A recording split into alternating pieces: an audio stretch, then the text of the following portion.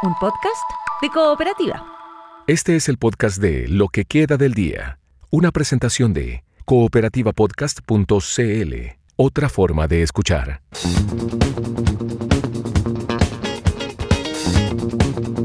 Hola, gracias por estar escuchando el podcast de Lo que queda del día en esta primera jornada hábil del mes de enero de 2026. Ojalá que tengas, un gran año y lo compartas también con nosotros aquí en cooperativapodcast.cl o en la plataforma de audio favorita en la cual me estés escuchando. ¿Sabes que hoy te propongo hacer un ejercicio? La inflación, el crecimiento, el empleo, la creación de empresas. ¿Cuál será el mayor desafío para el nuevo gobierno? Parte de lo que conversamos con Rodrigo Montero. Él es decano de la Facultad de Administración y Negocios de la Universidad Autónoma. Sí, fue un dato particularmente decepcionante. Tal como tú señalabas muy bien, habían expectativas de un crecimiento en torno a un 2%. Y por lo tanto esto no estaba internalizado en las proyecciones, aunque los indicadores sectoriales que el INE ya había revelado anteriormente mostraban un sector minero bastante alicaído, y la verdad es que hubo caídas en general en todos los sectores, salvo en lo que es comercio y servicio, que son los únicos que experimentan expansiones positivas, pero incluso estos en el margen también se desaceleran en el mes de noviembre, y por lo tanto tenemos un mal dato y también tenemos una economía que nos muestra algo de agotamiento, que está en el margen desacelerándose y que por lo tanto coloca en alguna medida alguna nota de interrogación respecto de si seremos capaces de cumplir con la meta de Hacienda, que es de un 2,5% para el 2025, y del Banco Central, que es de un 2,4% para el año que ya finalizó. Cifras que se han ido moviendo conforme a las proyecciones, ¿cierto?, durante el último año. Mirándolo en perspectiva para 2026, también donde hay un cambio de gobierno, ¿qué condiciones va a encontrar el nuevo gobierno? ¿Condiciones de poder seguir repuntando estos números, o hay una interrogante también respecto a qué le va a tocar administrar? Mira, ese es un gran punto, Rafael. Hoy día lo que tenemos sobre la mesa es que el Banco Central, en su más reciente informe de política monetaria, anticipa una expansión para el presente año en torno a un 2 y a un 3%. Es decir, podríamos expandirnos hasta un 3%, lo cual representaría una cifra bastante por sobre lo que hemos hecho durante los últimos años. Existe una buena sensación ambiente, hay mejores indicadores de confianza empresarial, de consumidores. Yo creo que lo más relevante ahora, Rafael, para ver si es que seremos capaces de meter la pelota en el arco, por ponerlo en jerga futbolística, es de qué manera vamos a capitalizar esta buena sensación ambiente con medidas concretas, con políticas audaces que nos permitan reactivar de una manera más decidida lo que es hoy día una lenta inversión en nuestra economía, un mercado laboral que se encuentra muy deteriorado, con un empleo que apenas crece en el margen, con una informalidad que está muy alta, y por lo tanto todo va a depender de lo que la nueva administración ponga sobre la mesa a partir de marzo con nuevas medidas concretas. Yo creo que ahí está gran parte de la respuesta a esa pregunta. Todos esperamos, sin duda, que podamos anotar un buen año con un crecimiento más cercano al techo del rango del 2 al 3%, pero eso dependerá de nosotros, sobre todo en un contexto, déjame finalizar, Rafael, con esto, que el mercado externo, digamos la economía internacional, está siendo bastante benigna y nos está dejando muchas oportunidades para que podamos capitalizar el buen momento que estamos viviendo, sobre todo, por ejemplo, algo que tú mencionaste en temas de cobre. Claro, ahí ha habido, cierto, una cifra muy buena durante todo el mes prácticamente. Se cerró el año, 72 veces se rompieron los récords de valores del cobre. ¿Qué tan impactante sigue siendo el cobre? Esta frase histórica del sueldo de Chile, cierto, que en algún minuto se matizó respecto a lo que también tienen otros sectores. Pero ¿qué tan impactante sigue siendo hoy? ¿En qué nivel que el cobre esté más alto o más bajo? Mira, es un factor que ayuda. Yo diría que es un factor coadyuvante. No me atrevería a decir que hoy día es el sueldo de Chile, pero porque las condiciones en general han cambiado, y por lo tanto hoy día no dependemos tan grandemente de aquello. El sector minero, si bien tiene un peso relativo relevante en la economía, no es lo preponderante, pero para ponerlo en términos bien concretos, cuando nosotros tenemos precios del cobre más elevados, eso significa más ingresos para el fisco, primero por la tributación de la minería privada, y también a través de Codelco. Y por lo tanto eso significa mayores ingresos, fíjate, para un sector fiscal que viene bastante a maltraer. Ya se ha discutido bastante, sobre todo en la última parte del año pasado, respecto a la fragilidad de las finanzas públicas. Tenemos balances corrientes, balances estructurales bastante deficitarios. De hecho ya llevamos prácticamente 12, 15 años con cifras en rojo, y por lo tanto estos números para el cobre representan un envión para nuestros ingresos fiscales alicaídos y nos podrían dar una ayuda para poder normalizar unas finanzas públicas que no pueden permanecer así por mucho tiempo más, porque en algún momento uno tiene que pagar la cuenta o te ajusta el gasto o bien aumentas tu ingreso. Aumentar los ingresos está difícil, ¿no? Las reformas tributarias hoy día se ven lejanas por todo el ruido que se ha generado y tantas discusiones tributarias que hemos tenido ya, y por tanto lo único que va quedando es reducir el gasto, y eso es doloroso puesto que significa probablemente cortar muchas veces personal, cerrar programas, y eso puede ser políticamente además complejo, aunque sea lo correcto de implementar.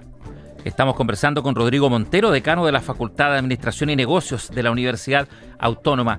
Rodrigo, y en este tema minero, ¿qué impacto podría tener, de acuerdo a las primeras informaciones que ya hemos conocido, que se sume este nuevo actor en el mercado del litio? Ya ha zanjado el acuerdo, ¿cierto?, que se hace con Codelco, SQM, presentado también su directorio para los primeros 2 años.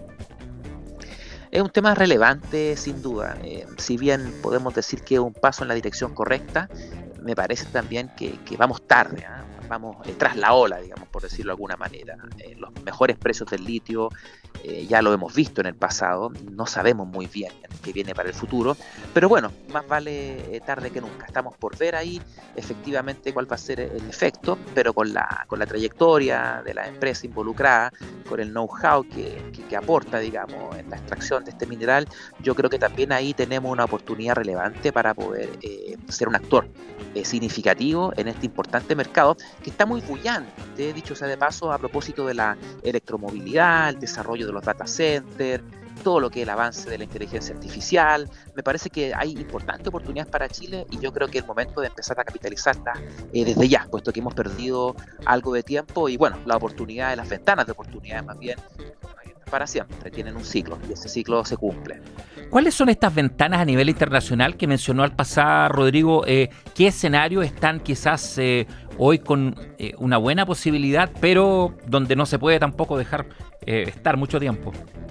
Claro, lo que ocurre es que cuando los precios de los commodities, cobre, litio, en general, petróleo, comienzan a experimentar alzas muy importantes, lo cual es atractivo cuando tú eres un poseedor de esos minerales, también están los incentivos para que las empresas desarrollen material alternativo. Ya hoy día ya tenemos materia alternativa al litio, hay alternativa al cobre, seguramente no son tan eficientes, no son tan baratas, tan asequibles todavía, pero si los precios se mantienen por arriba mucho tiempo, esas otras tecnologías alternativas van a empezar a ser rentables, las empresas van a empezar a mirarlas con atención y en ese sentido esa ventana que hoy día tenemos podemos desperdiciarla. Por lo tanto es algo que tenemos que estar siempre mirando muy de cerca. Recordemos que Chile carga con la mochila del salitre, que en un momento también fue una gran oportunidad y esa oportunidad se cerró cuando se inventó, digamos, el salitre sintético. Rodrigo Montero, de cara a 2026, cierto que estamos ya en estos primeros días, digamos, el segundo día del año, la inflación, si bien falta todavía, pero pareciera que sí va bajando a un ritmo lento, pero un poco más cerca de lo planificado. ¿Es algo que está un poco más controlado, pese a que falta? Sí, yo te diría, Rafael, que la convergencia inflacionaria que inició ya hace bastante tiempo en nuestro país, recordemos que la inflación alcanzó un pic de 14%. Claro. Hoy estamos prácticamente en un 3,5, 3,6%, 3,7 me parece, y esos son números muy positivos. El Banco Central dijo en su último IPOM que es muy probable que la convergencia inflacionaria, es decir, alcanzar la anhelada meta del 3%, podría darse incluso durante este primer trimestre y tal vez puede ser antes, a lo mejor en enero ya podríamos acercarnos bastante a esa meta, porque hay dos factores que han ocurrido, que se han gatillado en lo más reciente y que son coadyuvantes del logro de esta meta. Primero, la baja en el precio de la benzina, que es un factor relevante en la canasta del IPC, y en segundo lugar también la caída relevante que ha tenido el dólar, que por supuesto su consecuencia es que caiga el precio de la benzina, pero también la consecuencia es que cuando cae el dólar hay muchos otros bienes que se importan cuyos precios también se van a ver afectados. Por lo tanto, tenemos buenos motivos para mirar con mucho optimismo este primer trimestre, puesto que es muy probable que alcancemos el 3% de inflación más pronto de lo que nosotros estamos pensando. Ahora, obviamente, sin que no ocurra ningún shock de por medio, y en el mundo en general, incluso en la economía local, los shocks ocurren, y si ocurre un shock distinto, diferente, algo que hoy día no tenemos en el mapa, entonces eso podría alejarse. Pero hoy día, como decimos los economistas, ceteris paribus, si es que todo se mantiene constante, deberíamos entonces alcanzar el 3% ahora, en algún momento entre enero y marzo.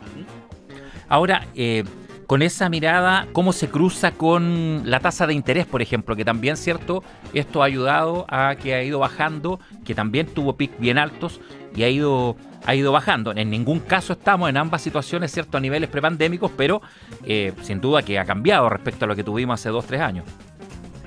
Sí, efectivamente, ahora de hecho en lo más reciente, en la última reunión del Banco Central de Política Monetaria, se decretó una nueva baja de 25 puntos base. Por lo tanto, hoy día, cuando vemos la tasa de interés y la comparamos con lo que fue, como tú muy bien decías, en el pic post pandemia, estamos bastante por debajo de eso. Y probablemente la gente se pregunte, bueno, ¿hasta cuándo más va a seguir bajando la tasa de interés? Porque a lo mejor estoy pensando en comprarme un vehículo, una vivienda o en endeudarme para alguna otra proyecto, digamos. Y la verdad es que no queda mucho espacio para nuevas bajas de tasa. Me atrevería a decir que debería quedar una adicional, una baja más de 25 puntos base, y ahí estaríamos ya llegando a lo que llamamos en política monetaria la tasa neutral, es decir, aquella tasa que ya es de equilibrio para la economía y que por lo tanto no necesita ser modificada. Por ende, el espacio que queda es bastante reducido, 25 puntos bases más, que probablemente podría ocurrir ahora en la reunión de abril, digamos, y ya está, digamos, y la política monetaria ahí también estaría convergiendo, estaría estacionándose, y ya podríamos decir que la situación inflacionaria estaría completamente controlada, y también la política monetaria ya estacionada. Claro, porque quedó en 4,5, entonces usted dice 4,25 por ahí ya no. Pero bueno, esto se había adelantado en algún momento, no recuerdo en el caso suyo que había dicho, pero varios especialistas en el mercado hace un tiempo también hablaron de las metas y dijeron, no, pero olvídense de esas tasas de 2,5 que tuvimos en algún momento de la vida, digamos. Sí, Rafael, de hecho, mira, es interesante. De nuevo, en el último informe de política monetaria hay un recuadro de análisis que presenta el Banco Central en donde precisamente aborda esta temática. Y el Banco Central es muy transparente, no hay que jugar a la adivinanza. El Banco Central comunica abiertamente sus decisiones y cuáles son sus parámetros clave para fijar su política monetaria. En ese recuadro, él dice claramente que hoy día tenemos una tasa de política monetaria neutral en torno a 4,25%. Por lo tanto, si hoy día está en 4,5%, lo que el Banco Central nos dice, lo más probable, el escenario más probable es que quede solamente una baja de tasa y que esta sea de 25 puntos base. Por lo tanto, estamos a punto de lograr ese valor, y eso se condice muy bien también con la trayectoria que ha tenido la inflación, cual también ya está llegando a su valor meta, que es el 3%. Es Rodrigo Montero, decano de la Facultad de Administración y Negocios de la Universidad Autónoma. Rodrigo, concentrémonos ahora en el 11 de marzo. Asume una nueva administración, ¿cierto? El lunes va a ser declarado presidente electo oficialmente José Antonio Kast. Y en materia económica, mirando este recorrido que hemos hecho, ¿cuál va a ser su principal desafío y también acorde a lo que ha prometido? Por ejemplo, ¿el empleo? Mira, ahí ese punto es relevante, Rafael. Nosotros tenemos que atacar aquí, yo creo que las dos variables en paralelo. Primero, impulsar el crecimiento, impulsar el crecimiento tendencial de la economía, que hoy día apenas se alza por sobre el 2%. Y la consecuencia directa de cuando uno impulsa el crecimiento de una economía es que el mercado laboral comienza a reaccionar favorablemente. Pero como el mercado laboral nuestro está tan rezagado, fue muy golpeado por la pandemia y le ha costado recuperar sus niveles pre-pandemia, necesitamos en paralelo a impulsar estas medidas pro crecimiento, impulsar acciones de política para fomentar, para incentivar la contratación de mano de obra. Es decir, necesitamos impulsar la demanda por trabajo, que hoy día está bastante alicaída. Y de hecho los datos recientes del INE nos mostraron un desempleo que sigue aumentando, y eso es realmente preocupante. Entonces, ahí necesitamos una agenda pro crecimiento y una agenda pro empleo. Creo que esas dos agendas van a ser muy relevantes y vamos a estar muy atentos para ver qué es lo que se propone en ese respecto, porque la verdad es que uno no va a crecer más por tener ganas de crecer más, ¿verdad? O porque pensemos que vamos a crecer más. Tenemos que hacer acciones concretas, y hasta ahora, digamos, sobre la mesa no tenemos ninguna, pero queda mucho de aquí a marzo, y esperamos entonces ver esa agenda con medidas concretas y poder analizarlas con detalle. En línea con eso ha estado harto en el debate la permisología. Se usa ese término, ¿cierto? Pero en el fondo una mirada de decir, bueno, por último, si me vas a decir que no, incluso que sea más rápido. Correcto, exactamente. Yo creo que la permisología ha cruzado ciertas líneas rojas y hoy día está un poco desperfilada. Es verdad que se ha aprobado recientemente un proyecto de ley de la mano del ministro Grau, cuando en ese entonces estaba en Economía, y ahí se despejó gran parte del problema, o parte del problema, pero aún quedan temas, cuellos de botella pendientes. Y por lo tanto, me parece que ahí aún hay espacio para avanzar, pero hay que reconocer que se avanzó, y por lo tanto eso también es importante relevarlo. Pero me parece que la permisología puede seguir siendo una piedra en el zapato si es que no eficientamos algunos proyectos, sobre todo pensando en que el sector privado necesita certezas cuando toma decisiones, puesto que están involucrados cuantiosos recursos económicos. Por lo tanto, lo esperable, digamos, y tú y yo haríamos lo mismo, es que nos den un cuadro más o menos certero respecto de cuáles son los pasos, cuáles son las cosas que pueden ocurrir y cuáles son las cosas que no se pueden desdecir, porque si me dan un permiso y después me lo pueden quitar, eso grava, o más bien daña gravemente lo que es la confianza empresarial. Y eso es lo que hoy día debemos empezar a evitar, sino más bien a generar un clima de confianza y de certidumbre para que las empresas se atrevan a invertir con más fuerza, con más ganas y energía. Finalmente, los aliados internacionales, ¿qué será mejor? ¿Una administración que se sujete en los tratados, que dé certezas, digamos, a todos los actores, más allá de las disputas que puedan tener esos actores? Porque hay sin duda una disputa en el mundo entre China como potencia, entre Estados Unidos como potencia. Sí, Chile es una economía muy pequeña, todos lo sabemos. No deberíamos introducirnos, digamos, en conflictos complejos en donde como país tenemos mucho que perder, sino más bien deberíamos ser observantes, respetuosos de los tratados, apegarnos a ellos y seguir apostando al libre comercio. Hoy día Chile tiene muchos tratados de libre comercio y actualmente estamos avanzando de muy buena forma, dicho sea de paso, con un tratado con India. Y eso ha ido avanzando silenciosamente y es muy probable que prontamente tengamos también alguna novedad. Creo que ahí está el camino de desarrollo para Chile. Nosotros, tal como lo hicimos en los años 90 y gran parte del 2000, impulsamos nuestro crecimiento en base a la industria exportadora. Y creo que eso ha ido quedando en el camino. Por lo tanto, ahora es el momento de revitalizar esos tratados, de firmar nuevos tratados, mirar a nuevos horizontes, diversificar el mercado, puesto que esa es la fuerza que nos puede llevar a dar el salto a aspirar a tasas de crecimiento que vayan por sobre incluso el 3%. Estás escuchando el podcast de Lo que queda del día, una presentación de cooperativapodcast.cl. ¿Habrá habido buenas noticias para el medio ambiente durante el año 2025? Es la pregunta que se hizo BBC y fijó 6 buenas noticias para el medio ambiente durante el año que terminó hace 48 horas. Primero, habla de un aumento de las energías renovables. La energía eólica, solar y otras fuentes renovables superaron al carbón como la principal fuente mundial de electricidad este año. El crecimiento global de las renovables está impulsado por China, que está ampliando masivamente su producción de energía limpia y dominando las exportaciones en tecnologías de este tipo de energías. Además del enorme crecimiento de la energía solar, China incluso está aprovechando la energía de las tormentas extremas con parques eólicos resistentes a tifones. Otra buena noticia, de acuerdo a BBC, son las protecciones oceánicas. Casi 2/3 de los océanos del mundo son aguas fuera de jurisdicciones nacionales. Actualmente solo el 1% de esta vasta área está protegida. Pero eso está a punto de cambiar. Tras décadas de negociaciones, en 2023 se alcanzó un acuerdo global para proteger los mares, que fue finalmente ratificado por suficientes países en septiembre de 2025 para que pueda entrar en vigor.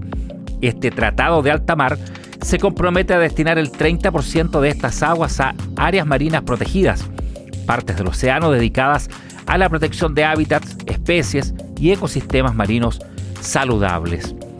Como una tercera buena noticia para el planeta y para el medio ambiente durante el último año, se habla de la recuperación forestal. Brasil fue durante 2025 el anfitrión de la COP30, la primera conferencia global de la ONU sobre el clima, que tuvo lugar en la selva amazónica y convirtió a los bosques en una plataforma clave. Las negociaciones de noviembre en Belém, Brasil, fueron apodadas la COP del bosque. Aunque Brasil no estuvo a la altura del nombre, el país sí anunció planes para una hoja de ruta para implementar un compromiso previo de acabar con la deforestación hacia el año 2030. En cuarto lugar, se plantea un caso legal histórico, luego que la Corte Internacional de Justicia, considerada el tribunal más alto del mundo, emitió durante 2025 una decisión histórica que allanó el camino para que los países se demanden mutuamente por cambio climático. Esta medida podría ayudar a las naciones gravemente afectadas por el cambio climático a emprender acciones legales contra los países contaminantes. La sentencia no es vinculante para el tribunal en sí, ni para los tribunales nacionales, pero los expertos afirman que las conclusiones de esta corte tienen un peso significativo y podrían influir considerablemente en la forma en que se gestionan los casos climáticos en otros lugares. Otra buena noticia para el medio ambiente durante 2025, según BBC, son los triunfos para la fauna, ya que varias especies en peligro de extinción experimentaron un regreso notable durante el último año. Antes cazadas por sus huevos y sus conchas decorativas, las tortugas verdes han sido rescatadas del borde de la extinción. Sus poblaciones se recuperaron gracias a décadas de esfuerzos de conservación, desde la liberación de crías en las playas hasta la reducción de capturas accidentales en redes de pesca. Finalmente, en el sexto lugar, hablan de los desarrollos indígenas, ya que en el año que terminó, los pueblos indígenas fueron reconocidos formalmente a nivel de la ONU como líderes en la protección y gestión del planeta. La parte final de la cumbre de biodiversidad COP16 de la ONU, celebrada en febrero, vio a los pueblos indígenas obtener una voz oficial en la toma de decisiones globales sobre conservación. Parte de las denominadas 6 buenas noticias para el medio ambiente durante 2025.